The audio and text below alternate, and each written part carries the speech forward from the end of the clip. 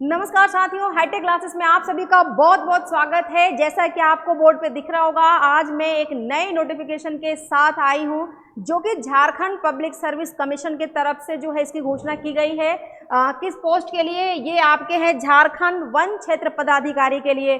तो इसके बारे में सारी डिटेल आपको मैं आज बताने वाली हूँ और साथ ही साथ वीडियो की लिंक में इसकी पूरी PDF में डाल दूंगी ताकि आप कुछ और डिटेल जानकारी चाहिए होगा तो आप यहाँ से प्राप्त कर सकते हैं।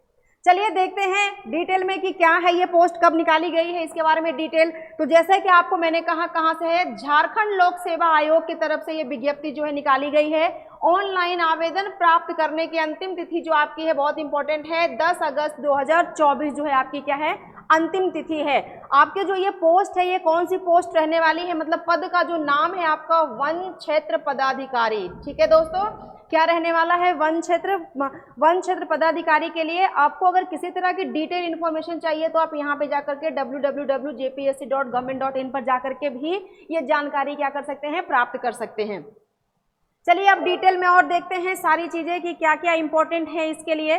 तो ये रही आपकी जो है टोटल सीटों की जो कैटेगरी यहाँ पे बताई गई है। इसमें आप देख सकते हैं कि अनरिजर्व के लिए, मतलब कि अनरिजर्व सीट कितनी है, EWS की सीट कितनी है। तो अनरिजर्व के लिए 79 है, EWS 16 सीटें हैं, SC के लिए 1 है, ST के लिए 47, EBC फर्स्ट कैटेगरी के लिए 15 और BC के लिए 12 सीटें हैं।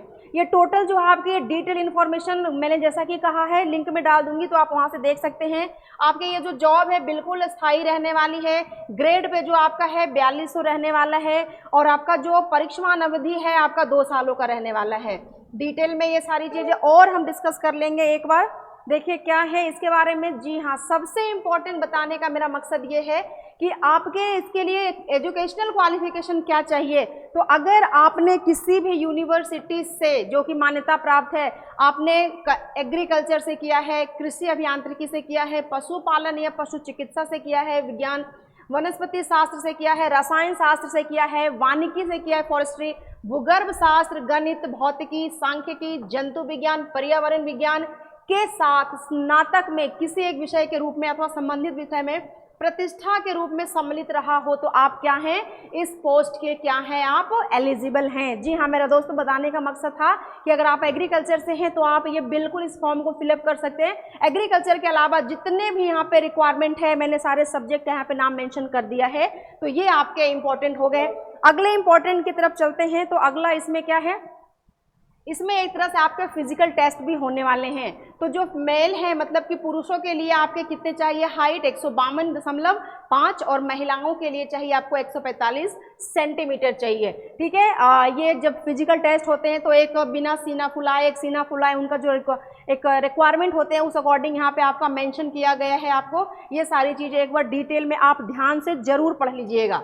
अगली जो है मेन इंपॉर्टेंट चीज है आपकी, वो है उम्र, एज, मतलब कि आपकी जो है एज क्या रहने वाली है इसके लिए। तो आपको जो है डेट किसको तरह मानना है, 1 अगस्त 2024 को ध्यान में रखते हो। आपकी न्यूनतम जो है 21 वर्ष होनी चाहिए और मैक्सिमम कितनी होनी चाहिए, कैटेगरी वाइज है। अगर आपकी अनरिजर्व है तो आपकी जो है मैक्सिमम एज 35 साल होनी चाहिए। आप जो है EWS से बिलोंग करते हैं तो आपको 37 साल है और फीमेल हैं, अनरिजर्व एक्सट्रीमली बैकवर्ड क्लास है तो आपके कितने हैं, 38 साल आपके क्या हैं, वैलिड है इसमें।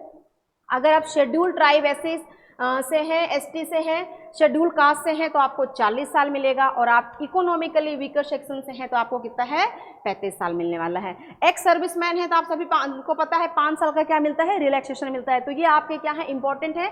चूंकि ये बहुत लंबा है इसलिए मैं आपको जो इंपॉर्टेंट है उसी पे आपको ध्यान दिलवाऊंगी, बाकी जो है डाल दूंगी PDF में, तो आप वहां से भी कुछ इंपॉर्टेंट चीजें जो है आप देख सकते हैं। जी हाँ दोस्तों, आपके जो नियुक्ति की चयन प्रक्रिया, मतलब कि आपका सिलेक्शन जो इस परीक्षा में किस आधार पर होने वाला है, तो आपका तो पहले एक मेंस होने वाला है, फिर आपका जो है रिटन एग्जाम होने वाला है, आपके फिर शारीरिक परीक्षण होगा, मतलब फिजिकल टेस्ट, इंटरव्यू, उसके बाद फिर चिकित्सीय परीक्षण होने वाले। मतलब कि आपको इतने सारे स्टेप्स से गुजरना पड़ेगा इसमें अगर आप चाहते हैं सिलेक्शन तो इसके लिए। आप एक बार देख लेते हैं क्या डिटेल में। नेक्स्ट जो इम्पोर्टेंट है अपने लिए, ये जो है क्या सब्जेक्ट होने वाला है प्रारंभिक परीक्षा के लिए। तो जैसा कि यहाँ आपको दिया गया है 150, मतलब कि आपको 150 क्वेश्चन रहेगा और आपको कितने घंटे के लिए, 2 घंटे का टाइम दिया जाएगा। तो उस तरह में सिलेबस की बात करें कि सिलेबस क्या क्या है, क्या क्या आ सकते हैं सिलेबस, तो देखिए यहाँ पे आ गया आपका सिलेबस। इसमें आपको पूछा जाएगा भारतीय इतिहास एवं भारतीय राष्ट्रीय आंदोलन से कितने आएंगे, 20 प्रश्न आएंगे। भारत एवं विश्व का भूगोल से आपके 20 प्रश्न आएंगे। भारतीय राज्य व्यवस्था, भारत का संविधान से 20 प्रश्न आएंगे। अर्थव्यवस्था से आपके 20 आएंगे। फिर एक झारखंड का, स्पेशली कहाँ है, झारखंड का इतिहास, भूगोल, अर्थव्यवस्था से 30, और आपके जो समसामयिक घटना जो करंट अफेयर्स है वो किससे आएंगे, 20 आएंगे। टोटल समान विज्ञान से 20। इस तरह से करते करते आपके कितने हो जाएंगे, 150 क्वेश्चंस आ जाएंगे। और कितने घंटे के लिए आपको टाइम मिलेगा, 2 घंटा टाइम मिलने वाला है, जो आपका क्या है, ये इंपॉर्टेंट है। अगला देख लेते हैं कि क्या इंपॉर्टेंट है। तो आपके लिए जो इंपॉर्टेंट है ये आपके, मैं देख लेती हूँ, ये जो है आपके दूसरा हो, जो लिखित परीक्षा होनी है उसके लिए सिलेबस क्या है आपके। तो उसके लिए आपके जो है, एक तो होना है आपका जनरल स्टडीज़ में पेपर 1, एक वैकल्पिक में, मतलब कि जो है ऑप्शनल सब्जेक्ट पेपर 1 और पेपर 2 इसमें होंगे। सबके पूर्णांक दिए हुए हैं। आपका जो जनरल होगा उसके लिए 100 चाहिए, और आपका जो वैकल्पिक विषय है उसके लिए पेपर 1 200 के लिए, और पेपर 2 भी आपके किसके लिए, 200 के लिए। और आपको 50 मार्क्स दिए जाएंगे, किसके, इंटरव्यू के लिए दिए जाएंगे। तो टोटल आपके कितने हो जाएंगे, ये 550 अंक टोटल है। ये टाइम आपका यहाँ पे मेंशन है 3 घंटा, उसको इस तरह से इन्होंने डिस्ट्रीब्यूट कर दिया है, किसके लिए कितना दिया जाएगा, जो आपको इंपॉर्टेंट है मैंने आपको यहाँ पे मेंशन कर दिया है। अगले इंपॉर्टेंट की बात करें हम, तो अगला इंपॉर्टेंट क्या है, अगला इंपॉर्टेंट, जी हाँ, ये जो आपका सिलेबस है, जो अभी मैंने जस्ट बताया है कि किसमें कितना रहने वाला है, तो एक बार देखिए, ये समान अध्ययन में जो आपका है इस तरह से रहेगा, आपका सब्जेक्टिव रहने वाला है, ठीक है। भारतीय इतिहास, भारतीय राष्ट्रीय आंदोलन, भारत एवं विश्व का भूगोल, जो आपको अभी जस्ट मैंने बताया ये सारी चीज़ें। आपके जो दूसरा पेपर है हिंदी और इंग्लिश का, इसमें ये 50 रहने वाले हैं। और हिंदी का सिलेबस की अगर हम बात कर दें कि मैम हिंदी में क्या क्या आएगा, तो आपके हिंदी में आएगा, हिंदी और इंग्लिश दोनों का सिलेबस। तो हिंदी में आपके एक निबंध आ जाएंगे, संक्षेपण आ जाएंगे, व्याकरण आ जाएगा। अंग्रेजी में आपका ऐसे, कॉम्प्रिहेंसिव और ग्रामर। देखिए यहाँ पर मार्क्स क्या किए गए हैं, डिस्ट्रीब्यूट किए गए हैं टोटल, मतलब ये काफ़ी डिटेल में बताया गया है ये सारी, कि अगर आप प्री दे रहे हैं तो उसका सिलेबस क्या है, मार्क्स क्या रहेंगे, मेंस दे रहे हैं तो उसका सिलेबस क्या रहेगा, किस लिए कितने मिलेंगे। जी हाँ, यहाँ आते हैं कि इंपॉर्टेंट क्या है, वैकल्पिक, मतलब कि ऑप्शनल सब्जेक्ट। अगर आपने कृषि से किया है स्नातक तो आप ऑप्शनल में आप अपना एग्रीकल्चर रख सकते हैं। किसी ने अगर कृषि अभियांत्रिकी से किया है तो ऑप्शनल में अपने ये रख सकते हैं, जिसमें हमारे ऑप्शनल में भी आपको पता है पेपर 1 और पेपर 2 होगा। दोनों कितने होंगे, पेपर 1 पेपर 2। तीसरा है, किसी ने अगर पशुपालन पशु चिकित्सा से किया है, वनस्पति शास्त्र रख सकते हैं, रसायन विज्ञान रख सकते हैं, सिविल इंजीनियरिंग, मैकेनिकल, केमिकल, वानिकी, ये सारे सब्जेक्ट जो है आप क्या कर सकते हैं, ऑप्शनल में रख सकते हैं। ये आपके ऑप्शनल सब्जेक्ट की लिस्ट हो गई, जो कि काफ़ी इंपॉर्टेंट है आपके। यहाँ पे आपके कुछ छूट की बात कर रही है, तो छूट जो है अकॉर्डिंग टू द आपकी कैटेगरी के अकॉर्डिंग यहाँ पे छूट दिया जा रहा है, ये आप देख लीजिएगा। और जैसा कि आपको मैंने बताया, इसका जो इंटरव्यू है कितने का होगा, 50 अंकों का होगा। फिर आपके शारीरिक परीक्षा भी इसके लिए होंगी। आरक्षण का लाभ जो है बिल्कुल, अगर आप झारखंड के हैं तो केवल झारखंड वालों को ही मिलेगा। आप अगर किसी बाहर के स्टेट से हैं, इस एग्ज़ाम को दे रहे हैं, तो आरक्षण का लाभ राजस्थान, वो झारखंड के विद्यार्थियों के अलावा जो है किसी अदर स्टेट वालों को नहीं मिलने वाला है। ये सारी चीज़ें जो है डिटेल में देख लीजिएगा। और कुछ इंपॉर्टेंट हैं जो मैं आपको बता देती हूँ कि इसमें जो है स्पोर्ट्स कोटा से भी किसी को मान्यता मिलने वाली, मतलब कि स्पोर्ट्स कोटा के थ्रू भी जो है आप जा सकते हैं।